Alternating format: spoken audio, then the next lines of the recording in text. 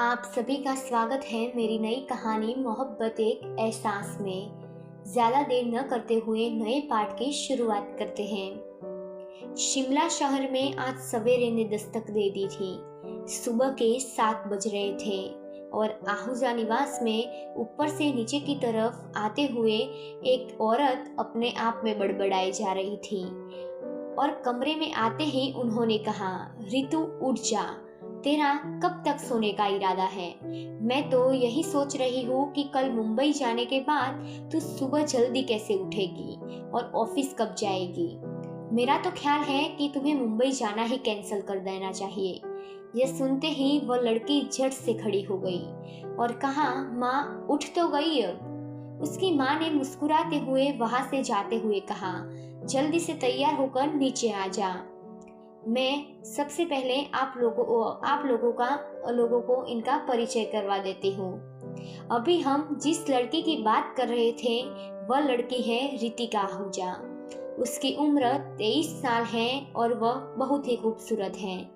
उसका गोरा सा चेहरा और उसमें भी उसके सुनहरे लंबे बाल किसी को भी उसका दीवाना बनाने के लिए काफी थे।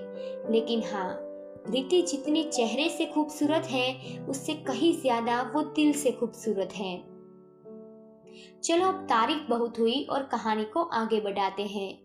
रितिका को अभी जिसकी डांट सुनने को मिली थी वह है सरिता आहूजा, यानी कि रिति की माँ। रितिका बाथरूम से निकलकर तैयार होकर नीचे आ गई। सामने ही उसके पापा यानी कि महेश आहूजा अखबार पढ़ रहे थे। रिति उनके पास बैठते हुए, गुड मॉर्निंग पापा। महेश जी, गुड मॉर्निंग बेटा। थोड़ी देर बाद हुई रिति को कागज के टुकड़े को पकड़ाते हैं। रिति, यह क्या है? महेश जी, तुम खुद ही उसे खोल कर देख लो। जैसे ही रिति ने वह पढ़ा वह खुशी से उछलने लगी और उसने कहा, आप और माँ भी मेरे साथ चल रहे हो।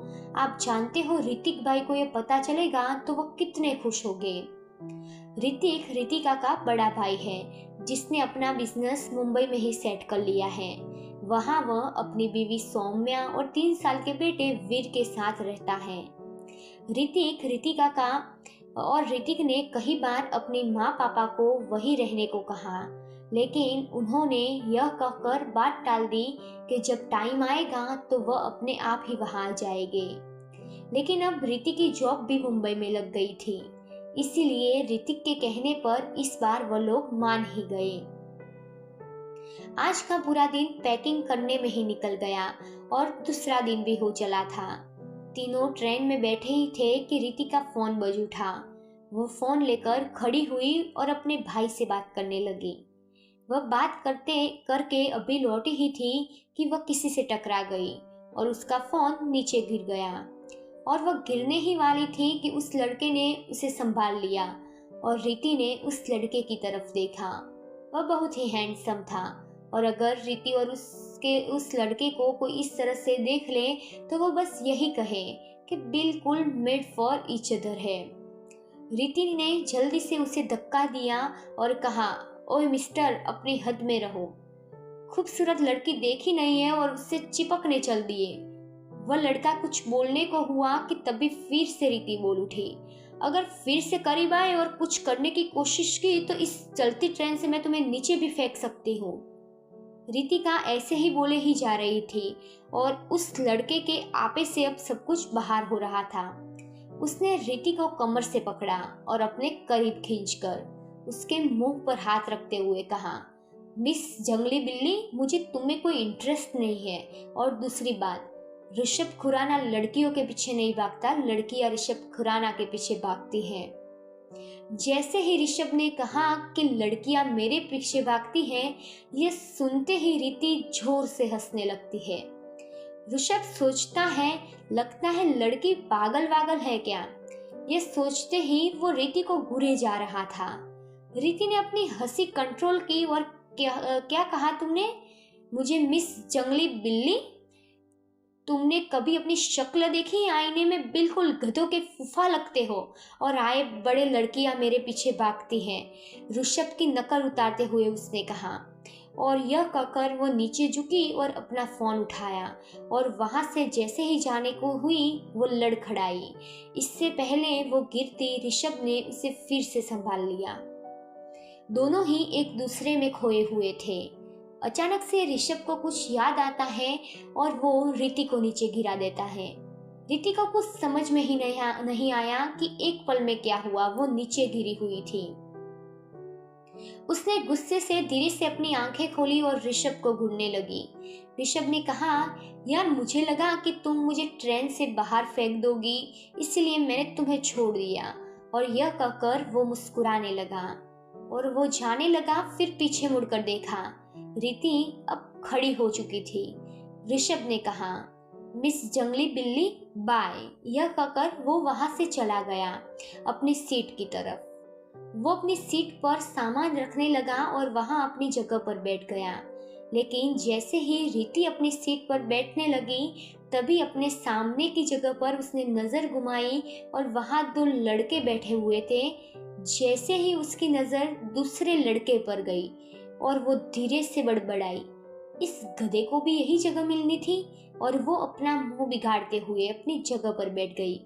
उसे देखते ही उसकी माँ ने कहा, बेटा इतनी देर से कहाँ थी? ये सुनते ही ऋषभ और उसके साथ में बैठा हुआ लड़का उनकी तरफ देखने लगे। ऋषभ ने रीति को देखा और मन ही मन कहा, यह जंगली बिल्ली फिर शुरू हो जाएगी। रीति ने एक नजर अपनी माँ की तरफ देखा और फिर ऋषभ को घूरते हुए कहा, माँ वो रास्ते में एक गधे के फूफा जी मिल गए थे, उनसे बात करने में टाइम वेस्ट हो गया।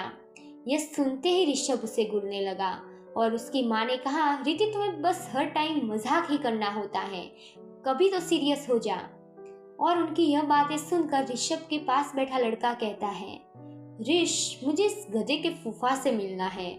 ऋष ने उसे घूरते हुए कहा, सौरभ तू चुप बैठ वरना मैं तुझे एक मुक्का जड़ दूंगा। वो चुप हो गया और थोड़ी देर बाद सौरभ ने फिर से कहा, वैसे तुम इतनी देर से कहाँ थे? ऋष ने रीति को घूरते हुए कहा, एक जंगली बिल्ली मिल गई थी तो उसमें ही देर हो गई। उसने जंगली बिल्ली पर जोर देकर कहा। सौरभ कभी रीति को देखता तो कभी ऋषभ को। उसे अब थोड़ी थोड़ी बात समझ में आने लगी थी, लेकिन उसने चुप रहना ही ठीक समझा। अब ट्रेन अपनी रफ्तार से आगे बढ़ रही थी। रीति के माँ पापा अब बीच बीच में ऋष और सौरभ से बात कर लेते, लेकिन रीति और ऋष एक दूसरे को खा जाने वाली नजरों से अब भी घूर रहे थे। और बेचारा सौरभ कभी ऋषभ को तो कभी रीति को देखता।